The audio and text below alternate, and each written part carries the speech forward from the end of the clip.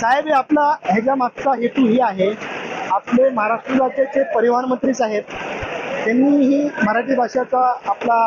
हे अभियान जे राबवलेलं आहे ह्याच्यासाठी आपल्याला की सर्व रिक्षावाल्यांसाठी मराठी भाषेत म्हणजे मराठी भाषेची जी सर्टिफिकेट भेटणार आहे ह्याच्यासाठी आपल्याला आमदार प्रकाशदादा सुरे साहेब आणि आपले राजभाई सुरे साहेब यांनी आपल्याला या हॉल कमीत कमी 1000 लोक बसतील असा हॉल उपलब्ध करून दिलेला आहे।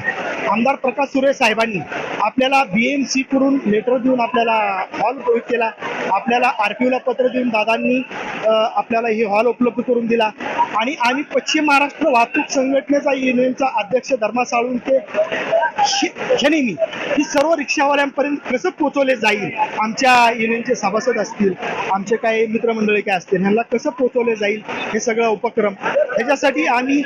आज कमीत कमी नाही जर बोललो तरी 150-2,000 पब्लिक इथे आलेले आहे। आता तुम्ही बघतायच आणि आमचे सर्व इथं टीम बसलेले आहे इकडे, सगळ्यांचे फॉर्म भरून घेते, सगळ्यांचे सेवा देते आणि आम्ही फ्री सेवा उपलब्ध करून दिलेले आमदार प्रकाशदादा सुरे साहेबांनी। हे गव्हर्नमेंटनी ही सगळं फ्री सेवा केलेली आहे। आपल्याला आमदार साहेब बोलले की भाई आपल्याला युनियनच्या माध्यमातून आणि आमदार प्रकाशदादा सुरे साहेबांमध्ये लाभ असा मिळणार आहे की जे लोक उत्तर भारतीय आहेत ह्यांच्यासाठी